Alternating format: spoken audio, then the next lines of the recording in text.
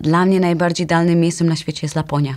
Mogę tam wracać o każdej porze dnia i nocy, za każdym razem i naprawdę to jest mój drugi dom.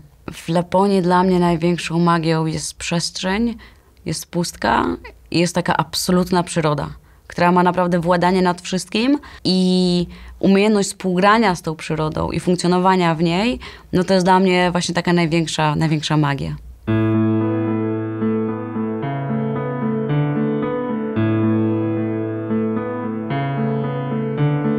Mój pomysł na podróże chyba był od zawsze. Znaczy i z rodzicami w góry, i harcerstwo dużo mi dało też w takim kontakcie z naturą i w byciu w nim.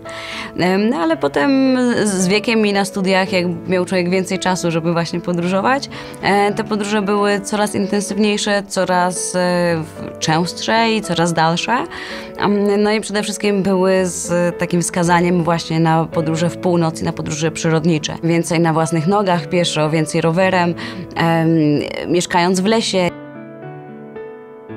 Byłam na studiach w południowej Finlandii, no i bardzo chciałam pojechać na północ. To wprawdzie była już prawie zima, więc nikt nie chciał jechać ze mną. No i tak stwierdziłam, że nie chcę, żeby mnie to zatrzymało przed tym, żeby pojechać i zobaczyć to miejsce. I faktycznie tak się zaczęło. Okazało się, że podróżowanie samotnie jest dużo łatwiejsze i dużo przyjemniejsze i daje ogromną ilość profitów. W związku z tym to się stało jakimś moim dominującym sposobem na podróże. To było pierwsze moje takie poważne zetknięcie z północą, z taką daleką północą, z Arktyką. I ja się wtedy zupełnie zakochałam i wtedy naprawdę no, to było dla mnie zupełnie niesamowite, nowy świat. I od razu poczułam, że to jest mój świat, w którym ja się czuję jak w domu, że umiem się po nim poruszać, że go rozumiem, że umiem go czytać. Ja się fascynuję wszystkimi niedźwiedziami, niezależnie od koloru. One jako zwierzęta w ogóle są niesamowite, są bardzo, ale to bardzo inteligentne.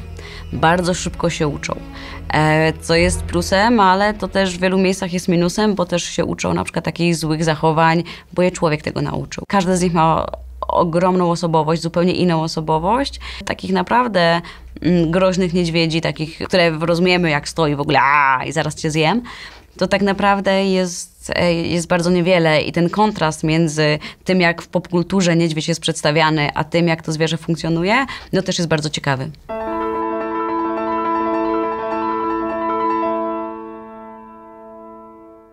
Jak spotykam niedźwiedzia na swojej drodze, to jest taki moment, kiedy to, jak ja się zachowam, zależy przede wszystkim od tego, jak się zachowuje niedźwiedź. Plus jest taki z niedźwiedziami, że one mają pewnego rodzaju schematy zachowań i są w dużej mierze przewidywalne.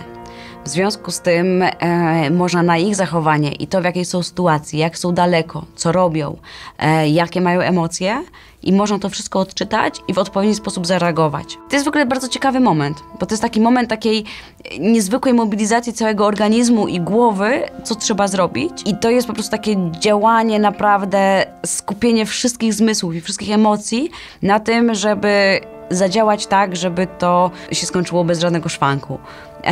I rzeczywiście jest tak, że jak ja spotykam niedźwiedzia i działam według jakichś tych wszystkich zasad i jestem tak bardzo skupiona, to w ogóle nie odczuwam w tym momencie strachu, czy nie odczuwam stresu. Ja ten stres odczuwam dopiero w momencie, kiedy już jest bezpiecznie i to ze mnie schodzi i wtedy ja się tak naprawdę denerwuję, że o mój Boże, wyszłam na niedźwiedzia, który był 3 metry dalej.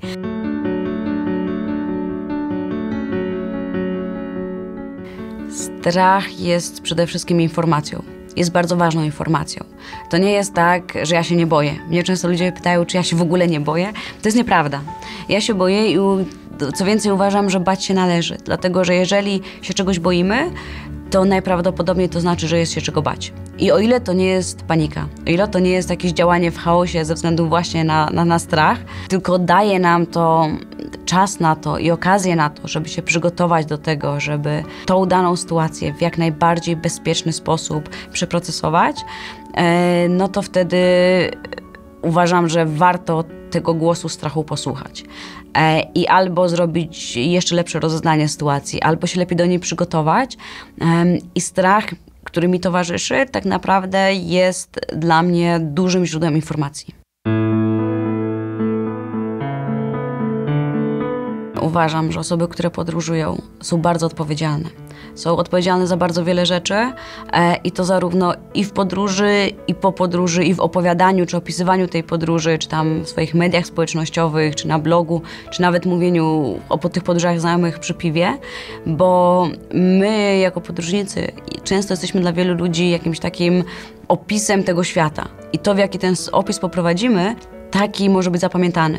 I jeżeli będziemy opowiadać przede wszystkim w sposób, który jest nierzetelny, który jest stereotypowy, który jest ksenofobiczny, który jest jakiś wartościujący, na przykład, nie wiem, naszą kulturę do innej kultury, no to jest na pewno ze szkodliwością. I wydaje mi się, że to jest kluczowe i szalenie ważne, żeby podróżnicy dzisiaj mieli taką świadomość, że mają ogromną odpowiedzialność. Ja tę odpowiedzialność im dłużej podróżuję, im dłużej opowiadam o tych podróżach, czuję coraz bardziej, z każdym krokiem.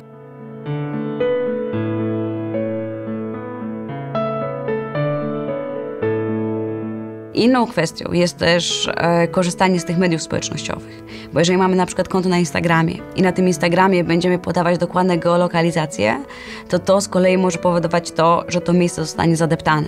Tak się stało z Islandią, tak się stało u nas w Polsce z Tatrami, jak kwitną krokusy. Tak się stało z wieloma miejscami, parkami narodowymi w Stanach Zjednoczonych. Te miejsca po prostu zostały zniszczone. Nie chodzi o to, żeby nie publikować w ogóle, tylko żeby faktycznie myśleć, zanim się kliknie przycisk opublikuj.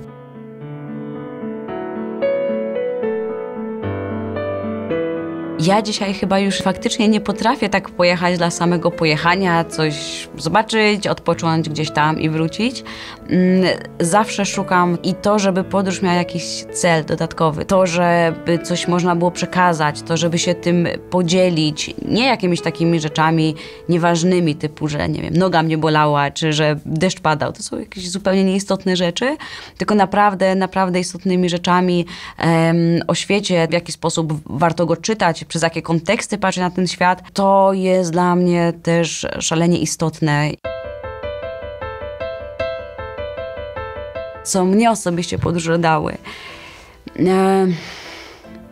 Dały mi dużo spokoju. Dały mi dużo umiejętności bycia samym sobą.